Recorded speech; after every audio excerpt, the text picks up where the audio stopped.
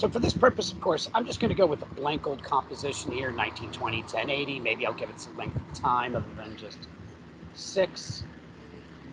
And I'm not going to work here with anything but After Effects. So I'm not going to work with any kind of, imported JPEGs or video or anything like that. And to work this way, of course, all you really have to do is go to New and choose Solid, New Shape Layer. Let's just go with the new Solid here for a second, 1920, 1080. I'll leave it be that purple. Okay, and you see, of course, we get the basic layouts here. And the quarter quality, going to full. But I really start to understand the whole way in the system that the 3D system works here, even with just a simple layer like this, is to activate the 3D cube. That now can give us the ability, go ahead and close that panel. Now, something I can see right now that's a problem is that I'm still in Cinema 4D, which is going to hurt my performance. So let me go back to just classic 3D. And until I need that reflections or that extrusion or, to play around with that 3D extruded effect, I don't need to be in Cinema 4D. I can leave this in classic 3D. But I'm going to go ahead and I'm going to switch again to view. That's custom view 2. I don't know why I've got custom view 2. Let's see.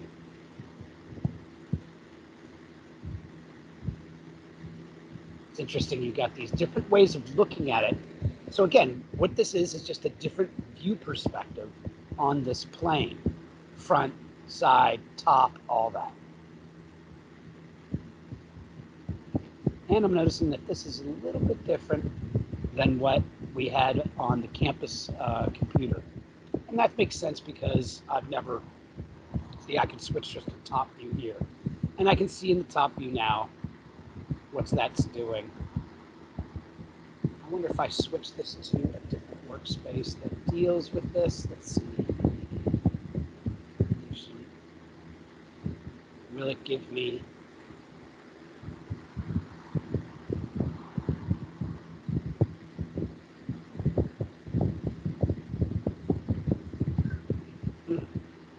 interesting, it's not giving me the same setup we had at the school computer. Okay, well that's just because mine's been set up to look different. So you can see now, especially if I come in and I toss in a light just to get started here, and I'll go with a warm spotlight. Just leave it down at 150. Don't want a lot of cone feather here. Cone angle, something like that. I can even say cast shadows right now. And you see when I do that, that it is, of course, go with a little bit more of a white light, a little more intensity. And I'm actually going to bring this cone feather down low and the cone angle pretty low so we can actually see. I want to see this spotlight in action. There we go. So you can see now what this light is actually doing on this just solid, this purple solid that I've created there. And if we were going to move this or arrange this in again, like say the top view, you can start to see the relation there of the light right here. Let me go ahead and turn. So you can see the relation of the light with this back pane. So just looking at how it relates to each other in that setting there. Now watch what I'm going to do, which is going to be kind of interesting. In fact, let me go ahead, just go here. Let's say something silly here, like wood or texture. I know I said I wasn't going to do any graphics, but why the heck not?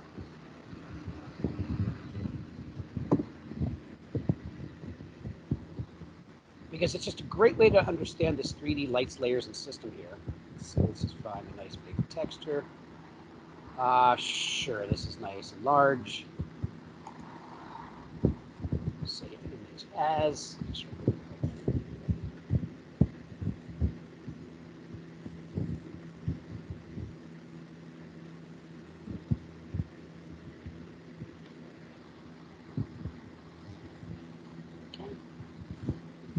And I'll go ahead and just import that JPEG of that wood floor now into my file. So I can drag it into the comp. And again, when you're doing 3D layers, it really doesn't matter. Oh, and I'm finding out that that is not the high quality. Let's see. Where'd you go?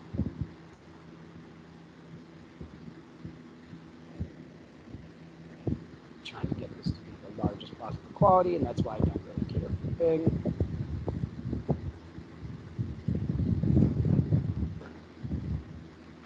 Yeah, it's going to be a small file anyways. Oh well, not a big deal. Okay, and again, you don't see it right now because it's actually behind the 3D version. But if I turn to 3D, you'll see it because now it is actually aligned to the 3D camera. Let's go ahead and scale this up. So now again, it is not necessarily in front of the purple. It's just they're on the same plane. But what I'm going to do with this one here, this floor, is of course rotate it 90 in the X, and I'm going to move it down. So what I'm going to do here in a nutshell is I'm going to build a set. Okay, let me pull my light back. Let me aim my light down. I might have to go to a left or a side view to get a better angle of my light, like so. And you can see the floor. Right here's the floor. And right here is that blue purple solid that's acting as the back wall. So you can actually build a 3D kind of environment or space. You can see how that now that floor and that wall are working.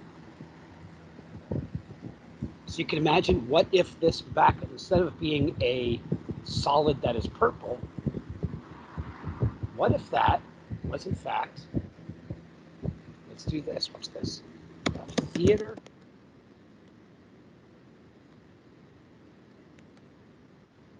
Just do your image search. What that can do now is that will actually give me an opportunity to search for the PNG theater curtains with a transparent background. Let's go with this one here. Wait for it to see if it actually is a PNG. Yes, it is. We got transparency there.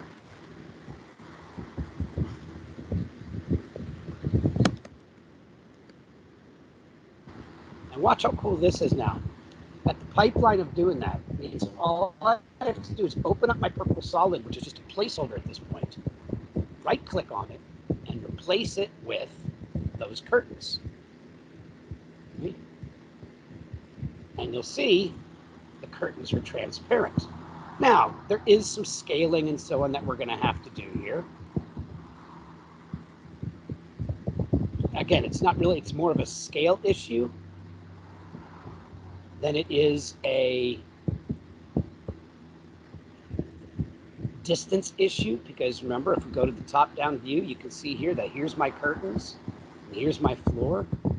So the curtains really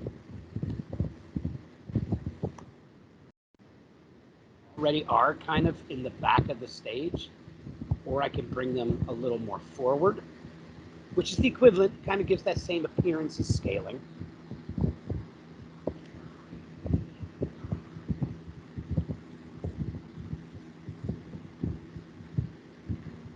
Scale a little bit off here. Like that.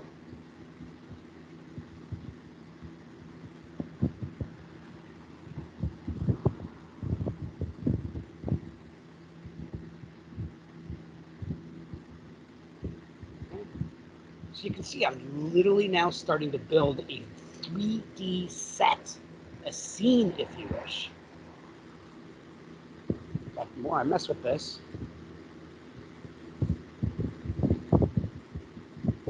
this makes me start to think about some things I can do with this. Let's make the cone angle even larger, smaller, 55.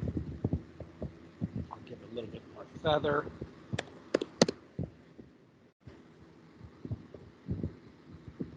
This light be over here. Okay, and watch what I can do with this even. Let's go to the transform, point of interest, and position. What I'm going to do is key those.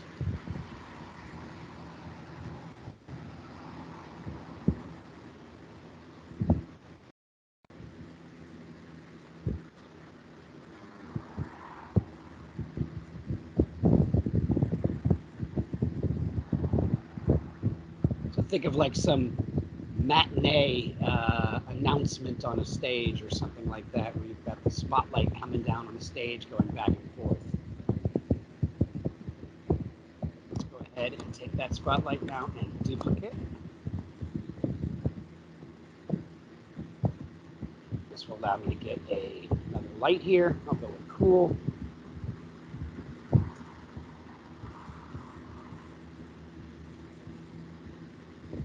Go with the top down with this, and I can now go.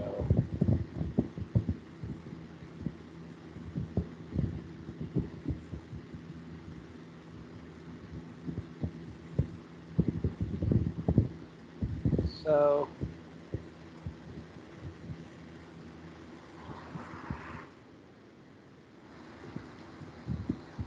shift my point of interest. Again, we could always work smarter than harder.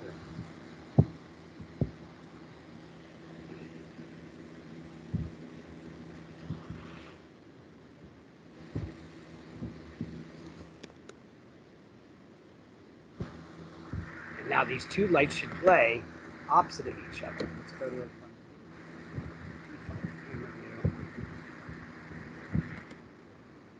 there. So one light's moving left to right while the other one's moving right to left to get this kind of marquee. We almost need a drum roll, right? So you can come in here and you can make these cool virtual sets that are just really quite awesome. Let's think about maybe a backdrop, something in the backdrop there. Since we're building a sort of a stage, let's say scenery stage or something like that. And come in here and find some neat little backdrop. Whatever. That's fine.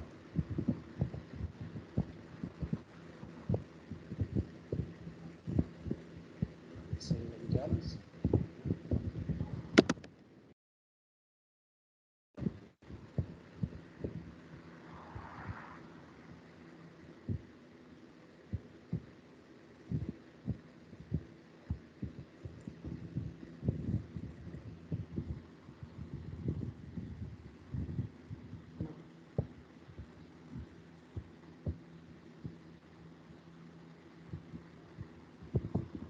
And it doesn't matter what order it is in the layers because, well, it's in 3D space now. So let's go ahead and toss that there.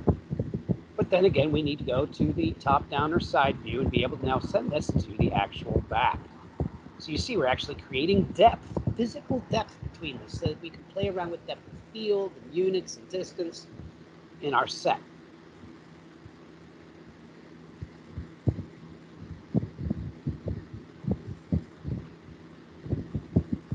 Now, one thing you can notice there is that when I put this back there, this backdrop, the light is almost too intense on it. Well, let's go into the materials for this backdrop and look at some of the, see, so it has light transmission 0, cast shadows is off, accept shadows is on, accept lights is on. But then we can play around with some of these factors for like ambient.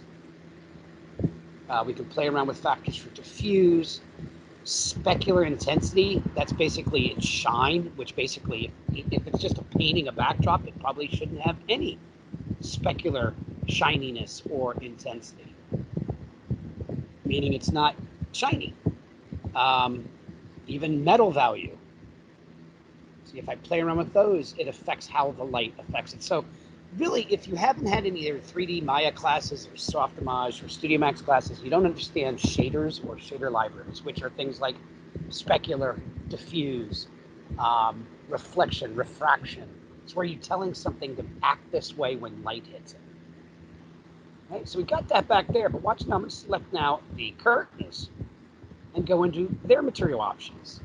Cast shadows are off. Let's turn them on. See, and now that actually is casting a shadow. See, off, on, and you see it's now physically casting a shadow onto that backdrop. Not a fake drop shadow, but rather a cast shadow. If I play around with the curtains, you can see I can give them to kind of behave. We're playing around with specular intensity. Maybe they have a little bit of shine to them.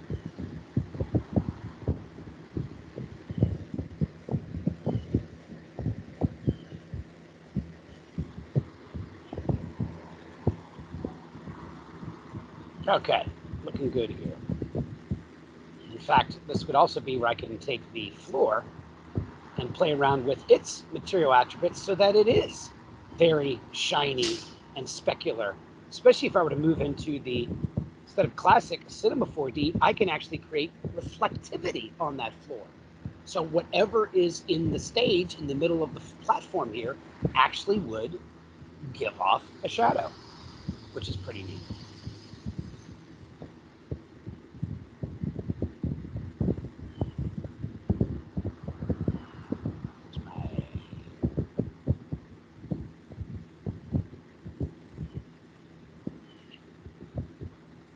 Let's move this up just a smidge. All right.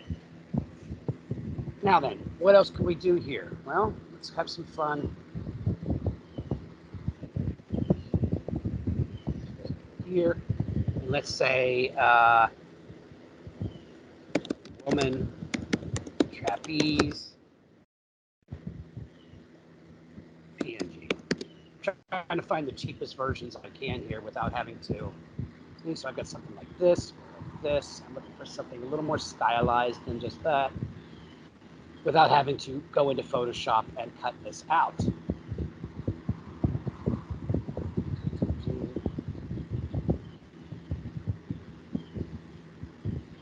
Goodness, clowns. Looks like I don't have a whole lot of choices here. Maybe I have to go in and find a JPEG.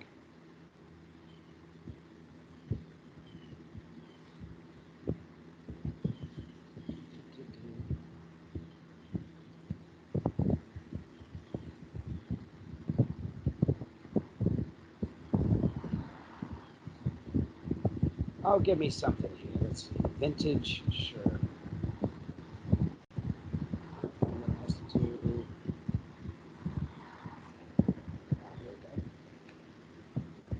Okay, so let's take this one. Save that image as these. But of course, I'm going to have to go into Photoshop or some other software. Now, I could do this inside After Effects. I can cut her out in After Effects using the pen tool just as easily as using Photoshop. But Photoshop's built for it, so we might as well use it.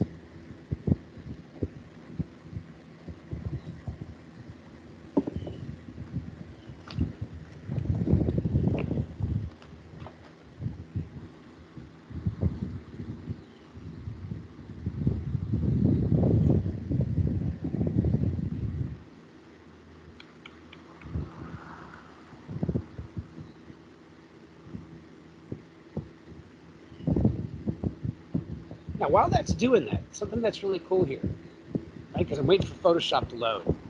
Watch what I can actually do while that's doing that, okay? I can actually come up here and go Layer, New, Solid, make another new solid.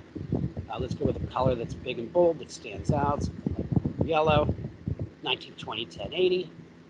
Okay, let me go ahead and activate the 3D of this. Let's go ahead in the top down, of course, send it to the back where it needs to be, in between the layers. So it's going to be in between the curtains and in between the backdrop, just like that. I'm going to change the anchor point to being up at the top. So the anchor point will now be at the very top center.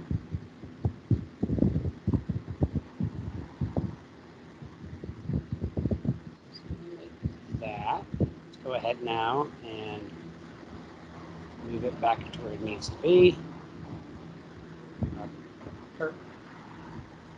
on.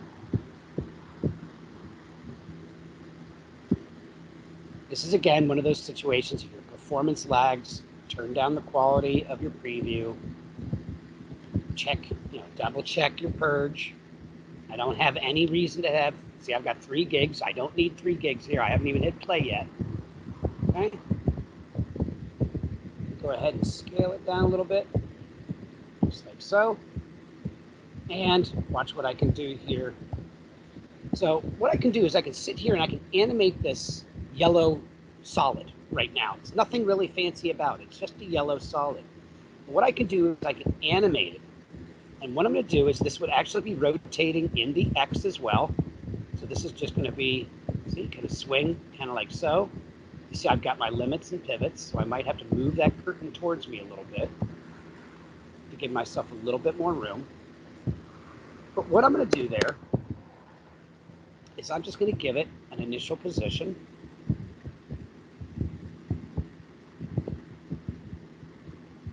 So it's just off screen. So it's the 60 key.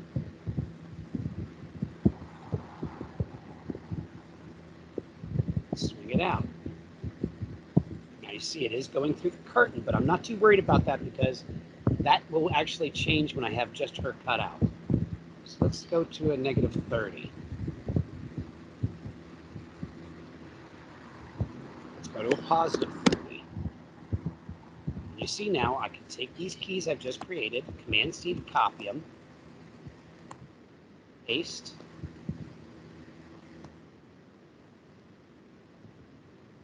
and like that. Let's go ahead and select all the keys. Right-click, keyframe assist. Let's do easy ease, so it gives me that cool kind of swing feeling.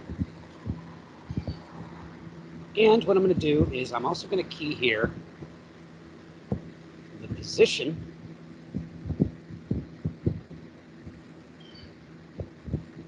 so that I could have her kind of drop a little bit more out of the ceiling.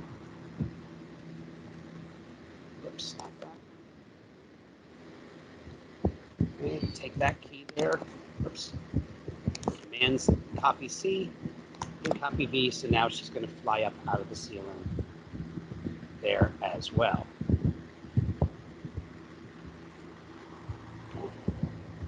But like I said, this really wants me to move my curtain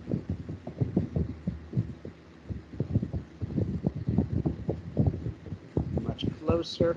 Yeah, see there. So now it's halfway in between. But be wary, when you move it closer, now it's scaled. So then we have to go back and scale it back down. Oops. Oops. Like so.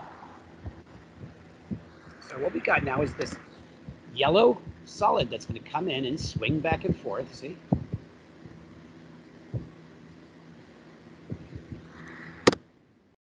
Time to jump into Photoshop here. But remember, a good sheet, a good way to use this is to use the 1920 1080 or the film and video size, so it's all ready to replace that 1920 yellow solid I used. So we create file new, 1920 1080. We then can place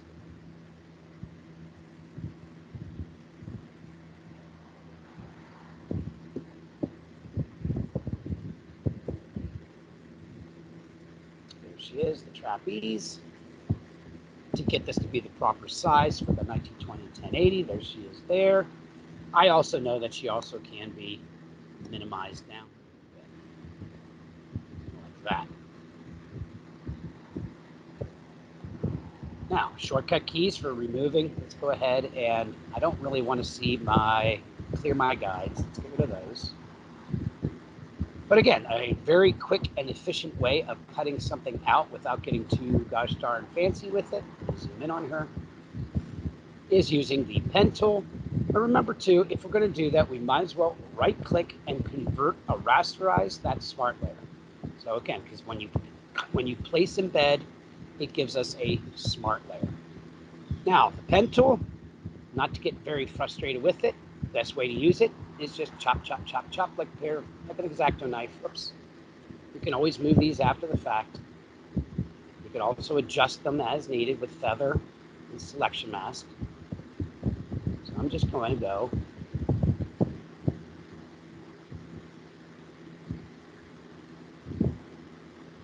cut her out of here.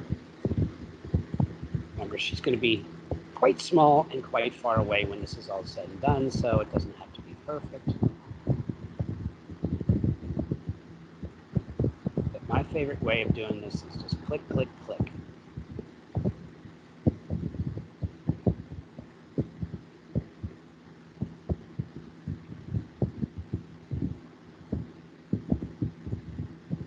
A lot of people get frustrated with these pen tools because they're like, oh, I want to click and drag it so I don't have to put as many points. Well, believe it or not, the more points you put, the more accurate you'll get in your selection. You always smooth and control and move these points afterwards.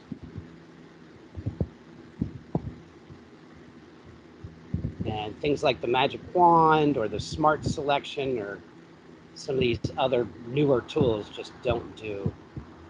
They're easy button tools, but they don't actually make your life any easier.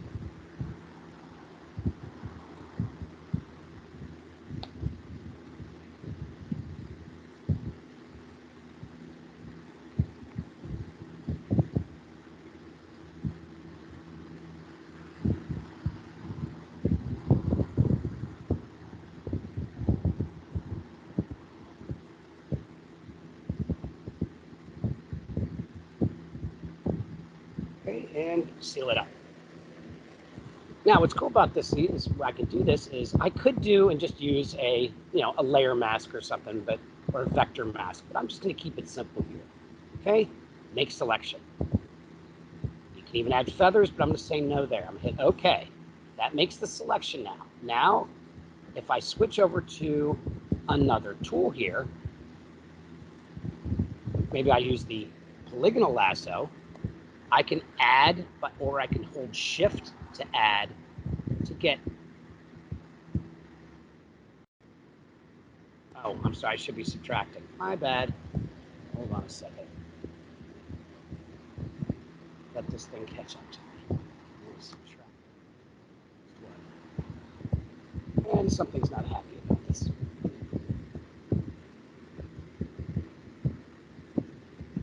Come on. Because it's my machine at home, it could very well be updating Adobe as we speak, which would be very disappointing. Come on, computer. Cut faster.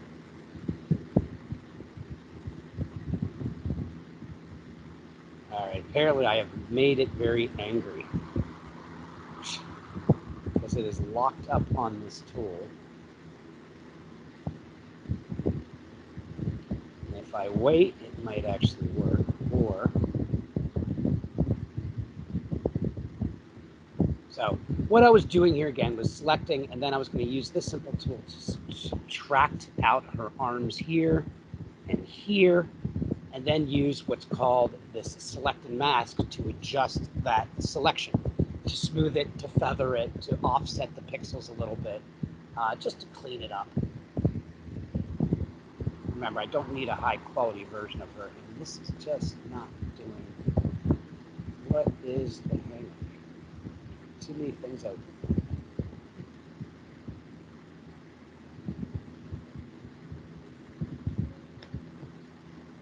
Of course, because I'm trying to record and work in Photoshop and work. Oh, something happened.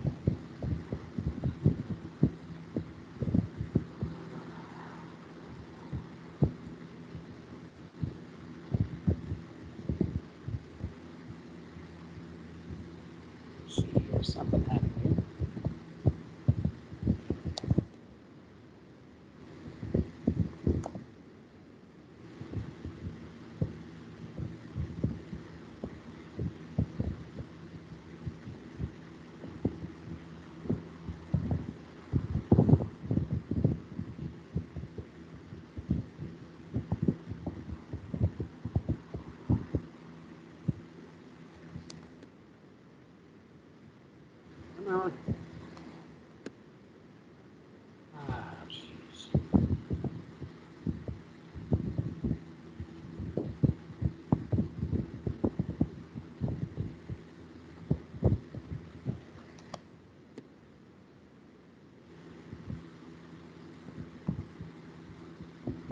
Let's see. Okay, gave me it back to, I did undo all the way back to the pen tool. Now,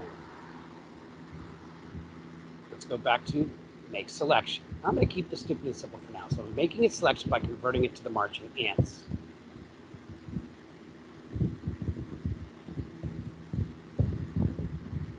Yes.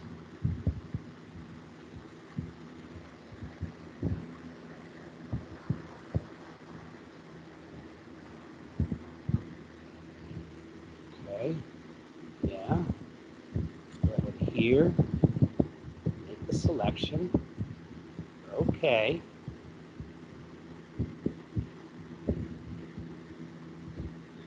Now, select the mask. This will open up my viewpoint, which will allow me to see it in just black and white, which is what I have the selection in black and white here. Come on, computer.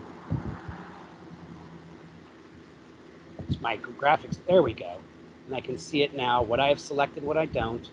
I can smooth out my selection, so instead of being jaggedy, pixel by pixel, I can feather the edge a little bit.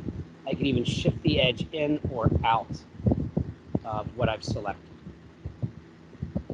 Now, I know I want her, I don't, which is what's selected. So I can even just hit a select invert and delete and get rid of everything but her.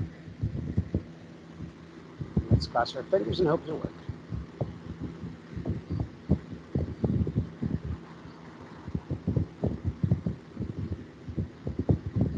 See, it actually worked on my thumbnail, but it is not updating here on my screen. That is really bizarre.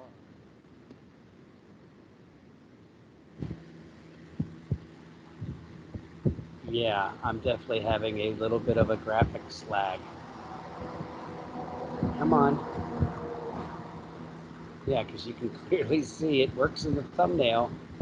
See, I've cut her out. No, let's see if... See, there we go. All right. In fact, let me go ahead and just save her. Right now, SD is fine. Now, at this point, at this level, it won't take much here. Like I said, I can even just use a simple eraser to do some more detail work. You know, coming in here and kind of erasing out some of the, cleaning this up.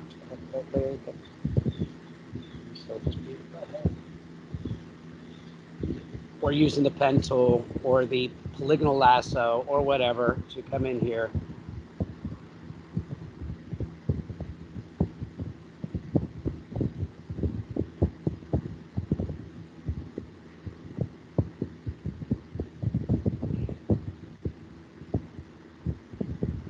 Clean, smooth, feather a little bit, offset a little bit.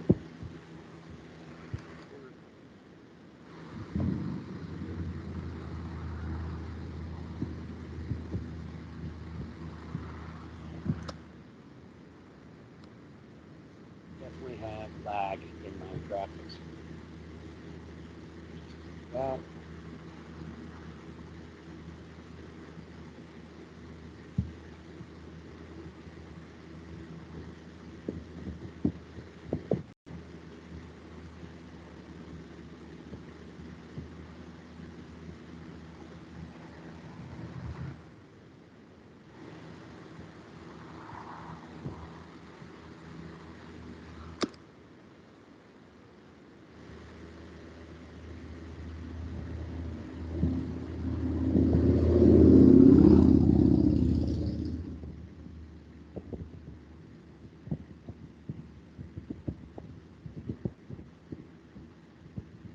Just doing a little job here of just cutting her up into pieces, taking away the background. And what's cool with that too is, remember, I think I may have shown you last week the little Spider-Man that student requested me to show, where you can literally now even animate her using puppet work and so on. I'm going to use another tool here that's kind of cool. Make it be okay. stamp this rope.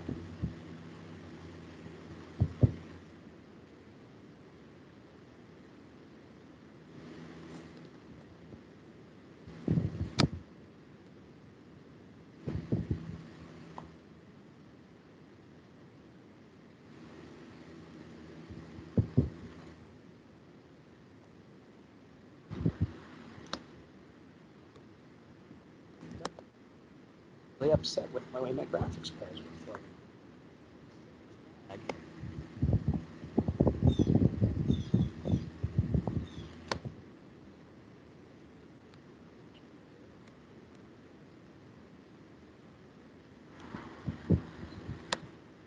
It doesn't show up until I'm done. All right. Maybe a little bit more here. Let's just go with another close.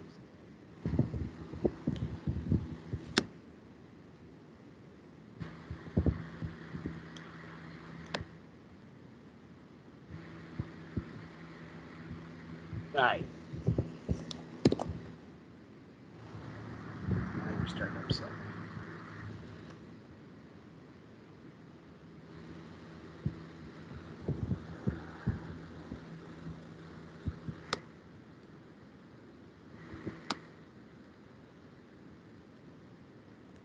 I'm fine with her now. I don't want to touch her again because I don't know what the problem is with my graphics. Let's just save her off. All right, saved her off.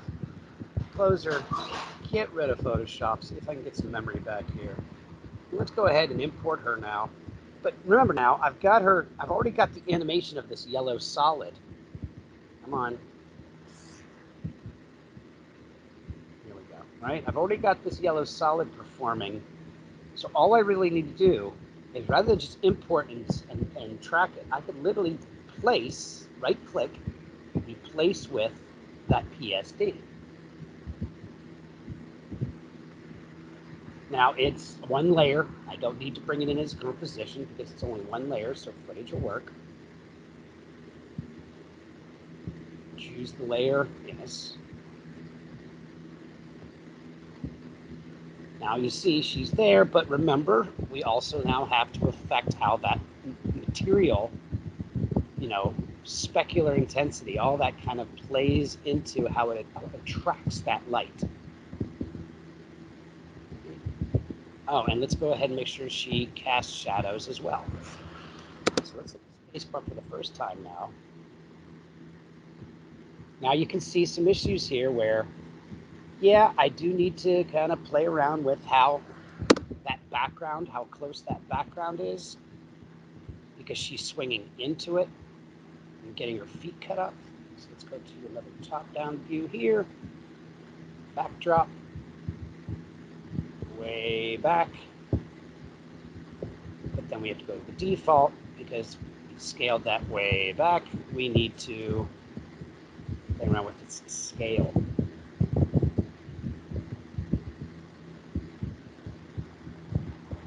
So that her feet are going back when she's on her backswing. Now I'm finding that she doesn't have quite enough rotation to her. She's 60, let's say negative 60 instead.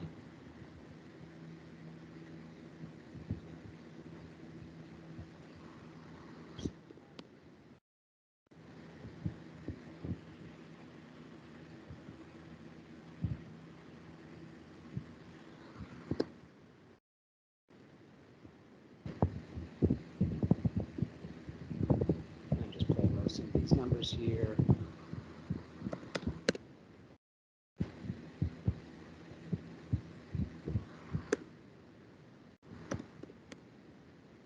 A little bit more extreme. Any keys look much better when they're easy ease. There we have her kind of swinging. You see she's actually casting shadows on the backdrop.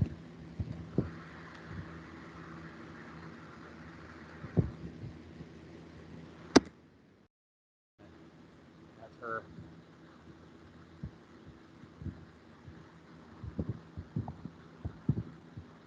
lower than negative 93 here.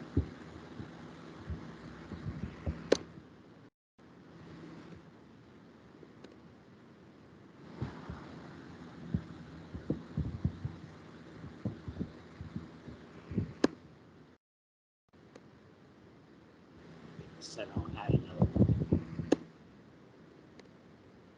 Really swooping close to the stage. Now, if I want to cast shadow of her onto the stage, on the actual floor, well, that'd be a great situation of adding a light up above so that now she can cast. And don't remember, if these lights, our shadows are too strong, if I double click these lights, you can see I can say, hey, darkness, take it easy. You know, lighten up that shadow, the amount of shadow there. So let's go ahead and just play around with the light. New light. Instead of a spot, maybe I'll go with a point. And I'll pick a color that's pretty easy to play with. Cast shadows, sure. Maybe not as intense. And just like we've seen in other situations, especially on the top down, you can see where I can put that spotlight so that you see how it's actually casting shadow now onto the floor. So I'm going to put it back there between the curtains and the backdrop.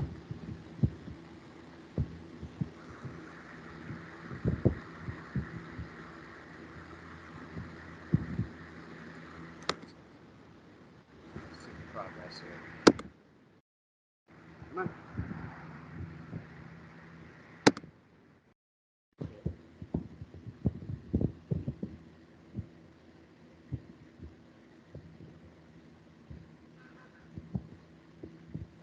So the point here simply is that you can build a virtual studio, a virtual animation studio, using any software out there. You can use animated 2D animation, 3D animation. A lot of the times when I build stuff in 3D, I'll render it off into what are called layers.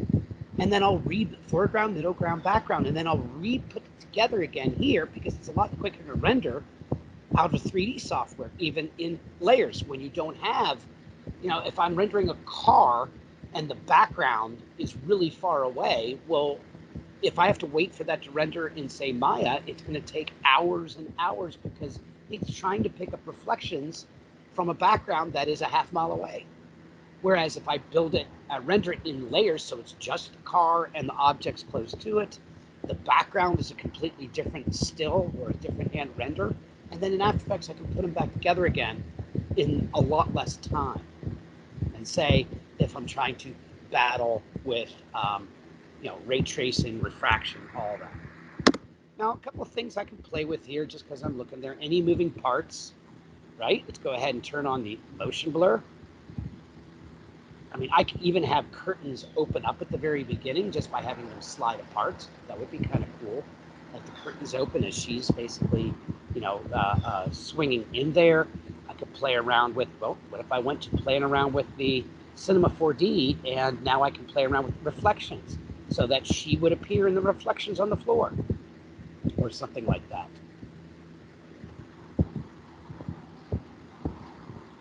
Where is this? Go away. Okay. All right. Now, a couple other things we can play with that I haven't really gotten too in depth with. Not necessarily just working in 3D or something like that, but just playing around. Now, we do have some cool effects like simulations and so on, but they tend to want to work. You don't want to really mess with them on a layer of content. You kind of want to make a placeholder layer again, like a solid. Okay, so if I make a solid here, and I'll go ahead and I'll just make it be black. Okay, now this is going to be in the very front here. You can see if I go through, you can see she is actually in there. So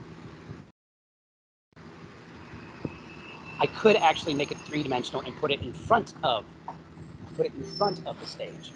But since I'm just playing with it right now, I wanted to play around and talk about some of these other things like these simulations and so on. Because we do have things like particle systems, particle world, Mr. Mercury, scatter ice, rainfall, But typically these you want to put onto one layer or you want to nest everything and then apply it like rain almost. You want to nest and then make it rain. Okay, but here, let's just go with particle systems 2. And you can see what it does by default is it gives me this little particle system here, you know, birth rate, longevity, producer, physics, what type of particle, random seed value. And you can see right now it's set up to be a particle line animation with a producer radius and a lifetime or longevity of 2. And so when I hit the space bar, you're going to see these particles kind of shoot out of there like sparks because they're lines. Well, and the type of omni emitter is an explosive. But you can see I could truly vortex, fire, direction, normalized, all these, you know, different ways of emitting particles. So let's go with fire. That typically now fire moves up with gravity, so these are now going upwards. Okay. Instead of lines, we can do, you know, stars. We can do shaded or faded sphere. Oh, so quick question: where are these physics particles under again? It's under effects and simulation. Okay, Thank you. called particle system. And again, they have plugins that allow you to do more and more fancier stuff than this. I mean, Particular is one plugin that you can download, and it does a little bit cooler stuff. But you can do some pretty impressive particle simulation and other effects here in After Effects. So again, it's just in the simulation. You know, there's waves, but just because they're there doesn't make them necessarily easy. So you see, I switched this now to fire. You see, I can even move the emitter anywhere I want to here. Let's actually put it over here maybe. And it's a fire emitted. You see I get velocity, inherent velocity. So if I were to keyframe this, I can get inherent velocity so that as it moves, it increases or plays with the velocity of the particles. Think of a magic wand, you know, or a sparkler, you know, waving a sparkler around. The sparkles can't keep up with the movement of the tip of the sparkler, so there's inherent velocity there. There's gravity, there's resistance. Faded sphere is just that. That means that the center is solid and it fades to the outside, whereas shaded sphere, it's more like a bubble, where it's solid on the edge, but as it goes towards center, it's faded. And you see, we could even come in here, lens convex, concave, you know, so you get almost like jet wash effect, where it kind of blurs and maybe does weird things with the images behind it, kind of like a bubble does, or water. You know, when you look through water, it kind of has that refractive, you know, lens affecting. So there's a lot of different ones here. I'm just going to go with the fade sphere, and you can even see here where you can play with burst size, death size, and this is how we can make fire or smoke even. See, especially if I were to change these birth colors to something that is more smoke colored. See, I could do a screen. I have blending modes here. I could do an add. I could do just a black matte. Okay, and how they actually appear, max opacity. All these kind of can make some really cool effects here. Even playing around with the radius, which is how wide my effect would be. How long do they last on screen? You know, lifespan is longevity. Birth rate is how much are emitted. So if I turn that down, a lot less particles, which means they're not going to cluster together as much, which means it's not going to look as obvious. You see kind of what we're doing here. As opposed to if I were to have a large birth rate of 8, eventually it will really fill up the space here with quite a lot of particles.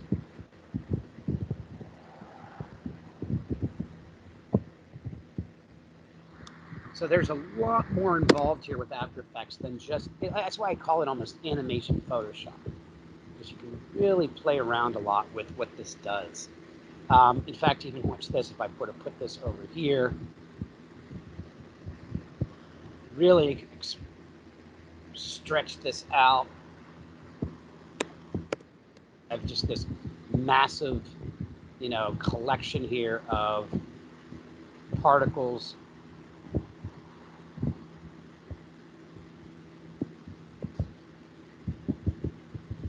Okay.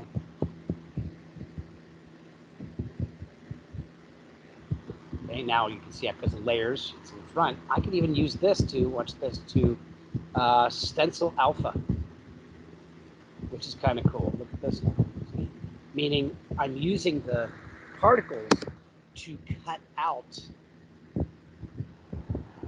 the shot, meaning I'm stenciling using the alpha channel of the particles to reveal only what I want to see, which is a cool effect.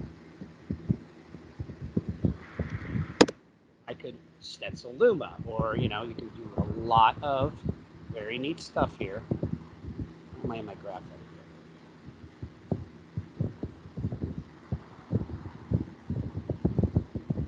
Stencil Luma is the inverse of that. So instead of cutting it out, it should silhouette alpha. Now, what's see-through? Where the smoke is, it's now see-through. And that effect works in a lot of other visual effects as well. So instead of making particles, I could even use particles with alpha channels that I find on video blocks through the library there. We could do overlays. You could do multiplies. You could do different things with blending modes with different effects.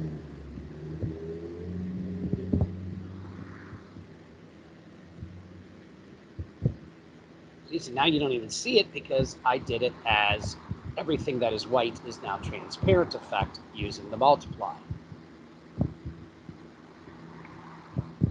Let's just go with saturation. Maybe that'll be a cool one because she's desaturated. So you see now it's desaturating wherever there's particles or clouds, which is a neat effect. All right. Just go ahead now. Like I said, though, a lot of those effects really don't work well unless you nest what you're dealing with here. Now, again, nesting, the best way to understand nesting is just make a new composition, same length, same time, same size, and bring the other one, which was called comp 1 in this case, into a new comp. That's now nested. So now it's just one layer that I'm fighting with.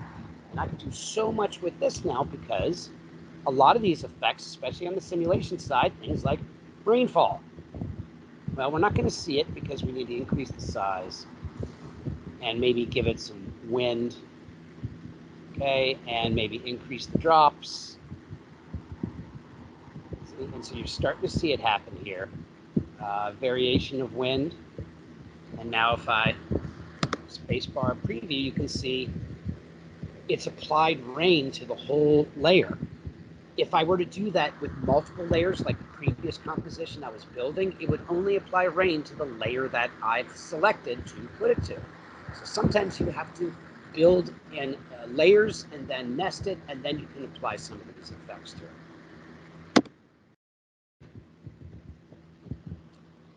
Similar to the rainfall there is some of these other simulations, like bubbles, ball action. Mr. Mercury is a weird one. Believe it or not, I'm going to duplicate, so I have two of my layers here, just because Mr. Mercury is a blobby. Let me hide the back one here. You see, it is a blobby kind of particle that works like the particle. So I can, if I increase gravity or decrease gravity, I could have it raise or I could have it fly up into the air. So if I hit the space bar, you see here how it's kind of blobbing my image together, which is kind of warping and distorting the image. And that's why I say it's kind of neat when you put it on top of itself like this. Okay? So I now have it on top of a layer, a version of it without the blobby. Then I come here to the blobby one and play around with the blending mode.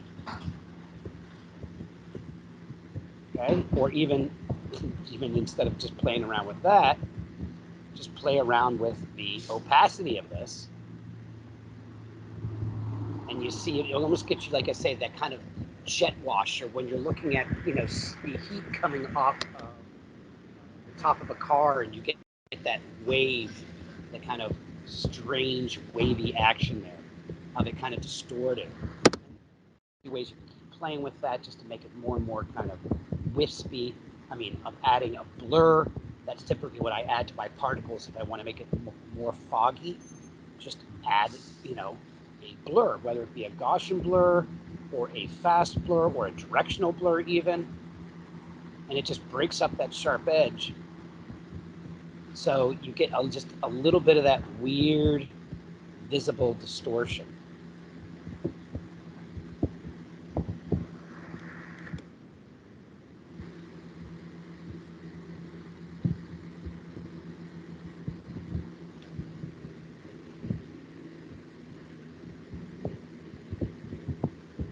So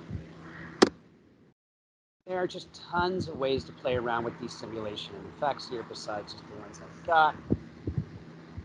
Mr. Mercury, especially on the simulation side. Shatter, I don't recommend Shatter. Shatter's kind of complex because they've built the Shatter, and it's not that easy. But again, Starburst, yay. Well, again, Starburst, it is animated flying through space, but it's destroyed the image. So really, if you really want to do Starburst, right, you want to do it, but you want a copy of it underneath that does not have it. Okay?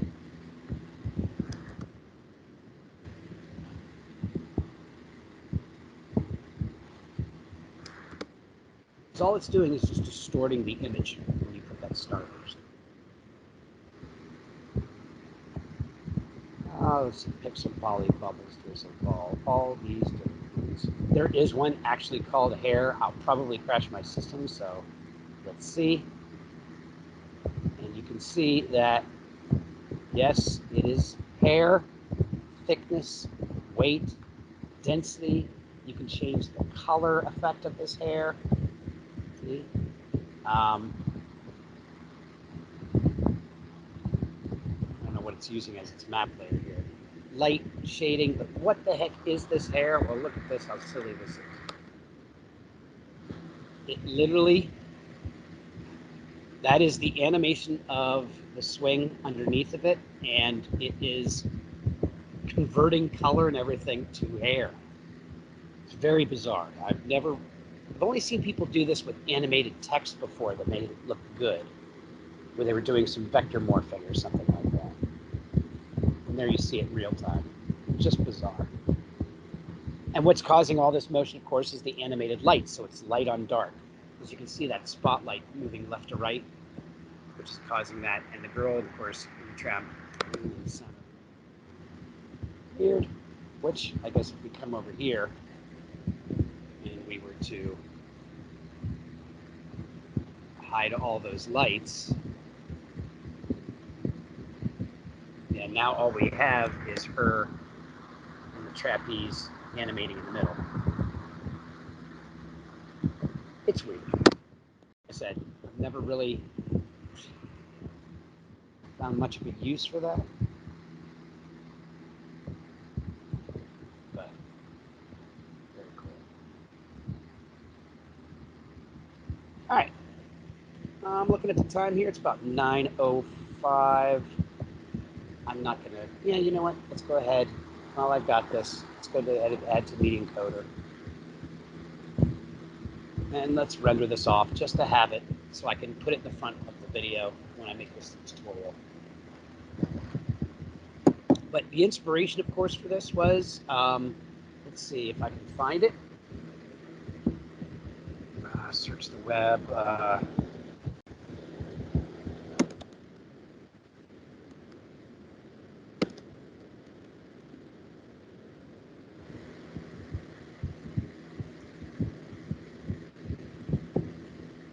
Video. No, not the trailer. Type. Here it is. Great Powerful Oz. Opening titles. which uses this, see, this kind of stage style, the objects coming in, space.